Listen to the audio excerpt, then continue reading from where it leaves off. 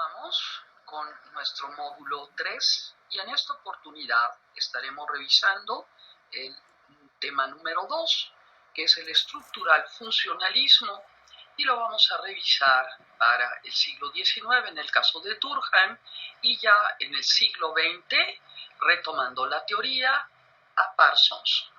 Recordemos, cuando hablamos de una teoría, de un enfoque, de una corriente, que vamos a tener también en las otras ciencias, incluso en el arte, estas palabras que nos indican cómo es que artistas científicos ven y analizan una realidad. Pensemos, por ejemplo, en el arte. Hablamos de cubismo. La palabra cubo está ahí contenida. ¿Qué quiere decir? Que estos artistas, por ejemplo Picasso, dicen que esa realidad que ven se reduce a simples formas geométricas. Y así es como él expresa esa realidad, a través del uso de figuras geométricas. ¿Qué es lo que va a pasar en nuestra corriente del pensamiento estructural? Eso está relacionado con esta sociedad que estamos viendo organizada de una determinada manera, estructurada de una determinada manera, y donde permanece unida, como también aquí lo estamos observando, y lo va a hacer a través de la parte y que cada elemento que la integra cubre o cumple con una función.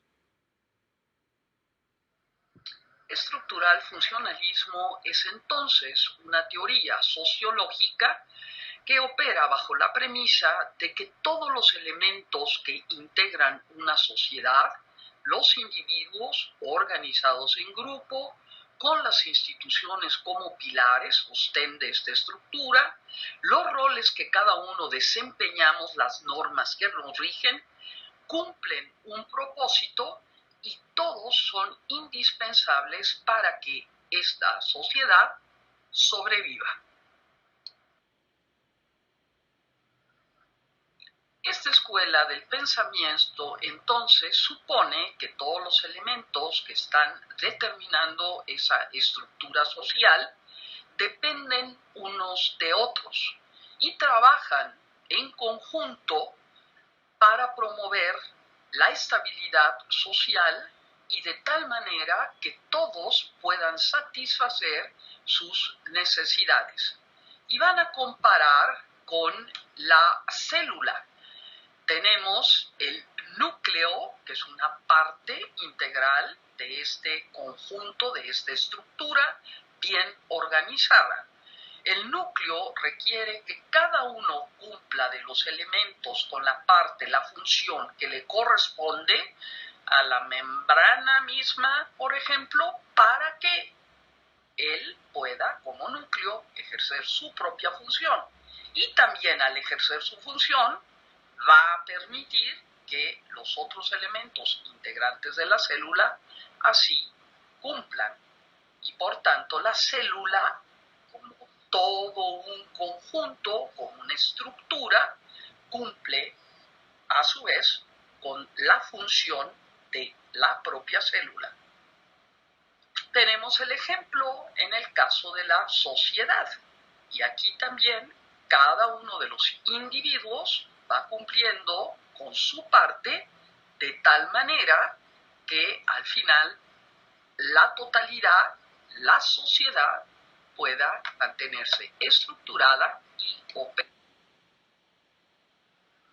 ¿Qué es la sociedad para el estructural funcionalismo? No es simplemente la suma de uno y otro individuo, sino es precisamente las relaciones que se establecen entre unos y otros. Se va a imponer una conducta, una serie de creencias a cada uno de los individuos a través, por ejemplo, de la moral, y esto se va a lograr a través de las instituciones. La familia, por ejemplo, el gobierno, la economía misma, la religión. Va a haber entonces una serie de valores que van a compartir todos estos individuos y se va a generar en el grupo esa conciencia colectiva. Esa conciencia colectiva mueve a los individuos de tal manera que se genera una estabilidad social al estar cohesionados en estos vínculos que además le van a imponer el orden.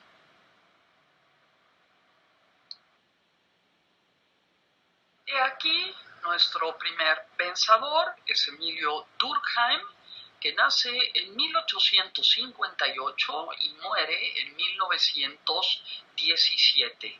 Es francés y es quien establece formalmente como disciplina académica a la sociología. Es considerado también uno de los padres fundadores de la misma y redefine a la sociología ya como una ciencia cuyo objeto de estudio son los hechos sociales y las instituciones sociales. ¿Qué vamos a entender como instituciones sociales?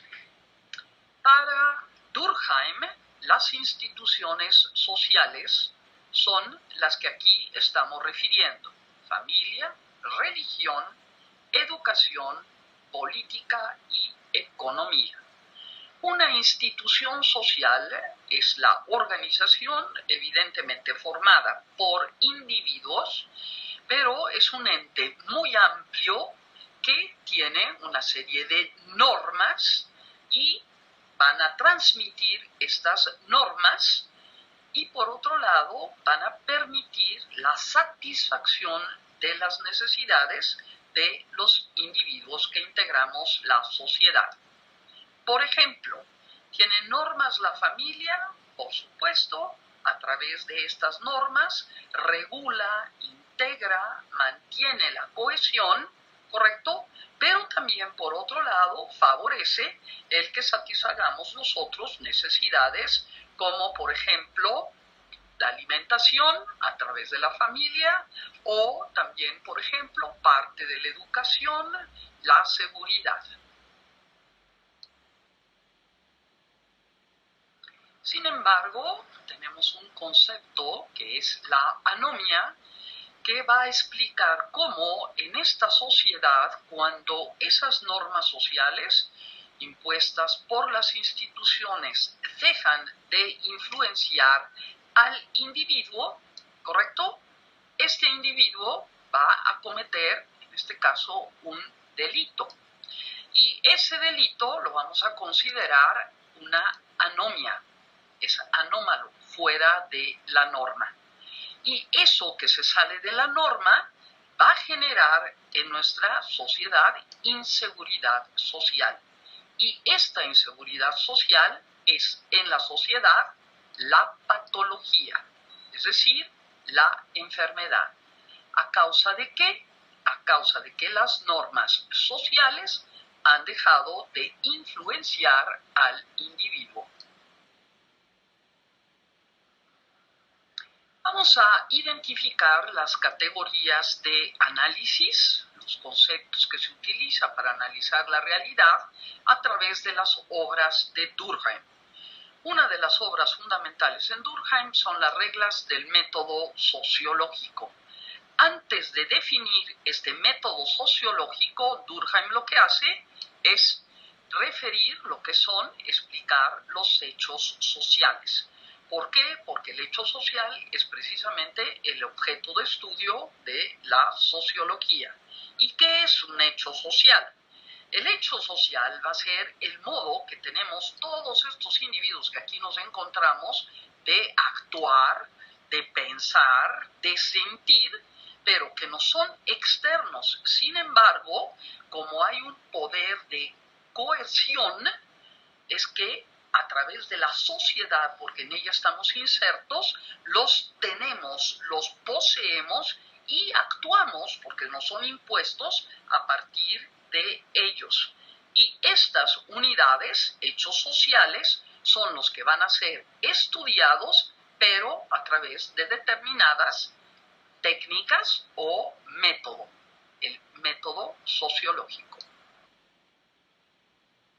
Otra de las obras importantes en Durkheim es la división social del trabajo. De ahí vamos a retomar dos categorías de análisis, la solidaridad mecánica y la solidaridad orgánica. ¿Qué entendemos por la solidaridad mecánica? Él va a estudiar la evolución de las sociedades a partir de estos dos conceptos. En las sociedades primitivas, aquí tenemos la imagen, si bien es actual, pero habla de que todos los individuos llevan a cabo o realizan un trabajo a partir de una división muy equitativa. Es decir, todos eran campesinos, tenían por tanto funciones iguales y tenían una misma conciencia colectiva. Estamos hablando, por ejemplo, del caso de los agricultores. En la medida en que evoluciona la sociedad, como él lo refiere, vamos a transitar a este otro momento donde vamos a hablar ya de una solidaridad orgánica. ¿Por qué? Porque aquí el trabajo se diferencia y cada quien tiene una función muy específica. Dentro de este proceso que tiene que ver con el armado de un automóvil, cada uno frente a el automóvil que está ensamblando, por ejemplo, ¿sí?, va a tener que realizar un trabajo específico, muy concreto. Y aquí ya también apareció la propiedad privada y estamos hablando, por ejemplo, de los obreros. ¿Y por qué es una solidaridad orgánica? Porque todos saben que dependen del otro para que se lleve a cabo este trabajo al final, que es tener el automóvil integrado, y para lo cual cada uno tuvo que cumplir esa función que le es determinada. Otra de las obras importantes en Durkheim es el suicidio. ¿Y por qué es una obra muy importante? Bueno, porque el suicidio ya es un estudio. No es el estudio de qué generó o por qué Juan cometió acto suicida, sino realmente es como fenómeno social, es un hecho social el suicidio. Entonces, como pionero en la investigación, él lanza este estudio y divide el suicidio en distintas formas o tipos. Aquí el ejemplo que estamos poniendo es el de un kamikaze. Él comete un suicidio porque él vive pensando que lo que tiene que hacer es, antes que nada, defender la patria y está dispuesto a morir por ella. Y ese sería, por ejemplo, uno de los tipos. En esa categoría caben todas aquellas personas, incluso los terroristas, que están dispuestos a estallar con todo y su cuerpo, que está lleno de bombas o artefactos explosivos. Y así vamos a encontrar otras categorías para analizar lo que es el suicidio de manera colectiva. Algunos años después, Talcott Parsons retoma el estructural funcionalismo planteado por Durkheim. Estamos hablando de un sociólogo estadounidense que nace en 1902 y muere en 1979. Dos de los textos fundamentales en Parsons son Estructura de la acción social y El sistema social.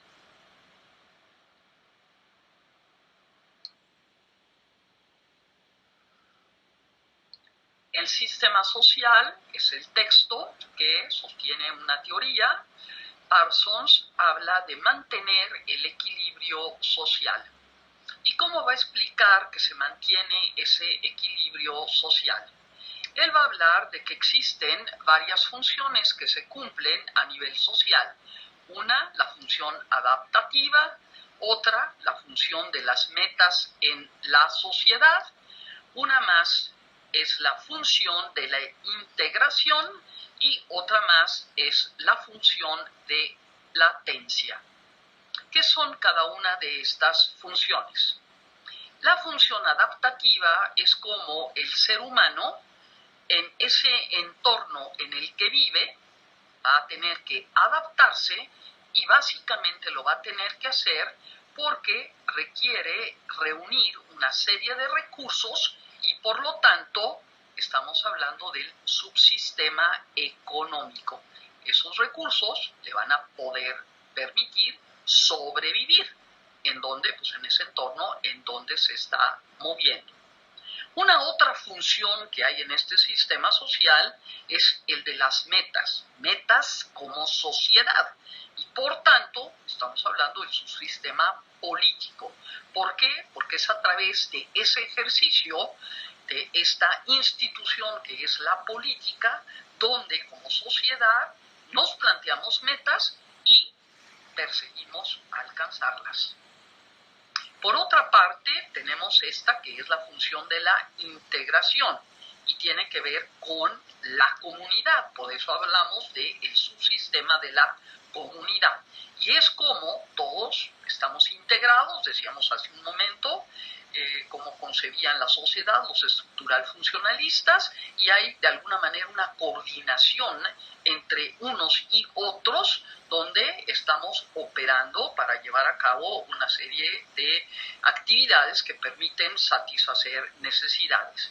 Y por último, tenemos esta otra función de latencia, que tiene que ver con la educación, y es a través de la transmisión de valores y de nuestra cultura que es que vamos a todos estar cumpliendo con estas funciones y mantenernos integrados dentro y el equilibrio dentro de este sistema social.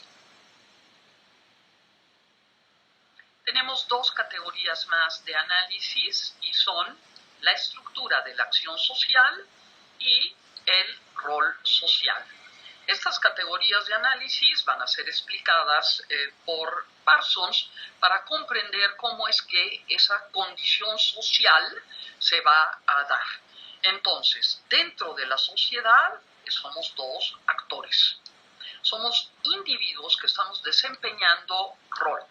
Evidentemente desempeñamos varios roles a lo largo de nuestra vida. Incluso en un momento determinado tenemos varios roles, pero ejercemos solamente uno. Así, por ejemplo, somos hijos dentro de la familia, somos estudiantes dentro del sistema educativo o somos trabajadores. Pero ¿qué va a pasar con ese rol? Bueno, ese rol lo vamos a ejercer dependiendo de una determinada circunstancia. Es decir, ¿cuál es la situación en la que estamos cuando estamos asumiendo ese rol? Y a su vez va a haber una orientación, es decir, determinada por las necesidades que nos mueven y los valores que nos mueven a actuar de una determinada manera. También Parsons va a analizar lo que son las patologías sociales. Cuando las instituciones no cumplen sus funciones, se va a generar precisamente esta patología, es decir, este desequilibrio en la sociedad. Por ejemplo, si hablamos dentro de la familia no está cumpliendo con esta función que tiene de dar seguridad, de dar cariño, protección a los hijos o a todos los que somos parte de esa familia, la institución no está cumpliendo con eso para lo que fue creada y por lo tanto va a haber desviaciones, patologías sociales. En este caso estamos con una imagen de drogas.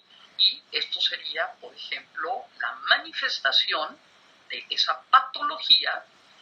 ¿Por qué? Porque dentro de la institución, que en este caso el ejemplo es la familia, no se cumplieron con las funciones o las normas.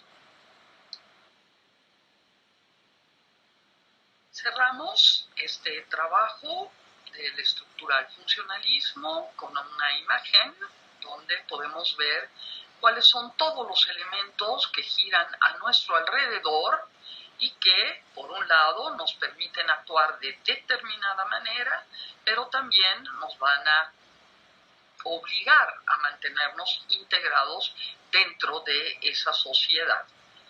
¿Cuál es la pregunta fundamental que se hace el estructural funcionalista? Pues básicamente, ¿cómo es que se mantiene unida la sociedad?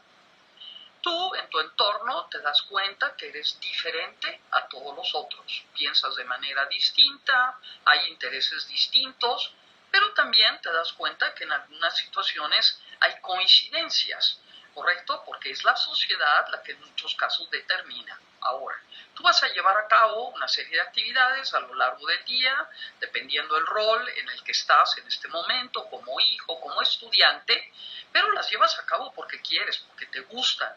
No lo estás haciendo porque necesariamente piensas que estás beneficiando a la sociedad, pero sabes y eres consciente que requieres de la sociedad, porque es la sociedad la que está produciendo todo eso que tú necesitas para sobrevivir y que por lo tanto, para mantenerte en esa sociedad, pues requieres de cumplir con ciertas cosas para que se mantenga el orden, ¿correcto? Entonces cumples con esas cosas que son las normas, para que también exista un acoplamiento dentro de los individuos que conformamos un grupo y después una sociedad, y para que entonces también se puedan llevar a cabo todas estas actividades. Aquí estamos concluyendo y por último decimos que la referencia fundamental de este trabajo la encontramos en nuestro libro de texto.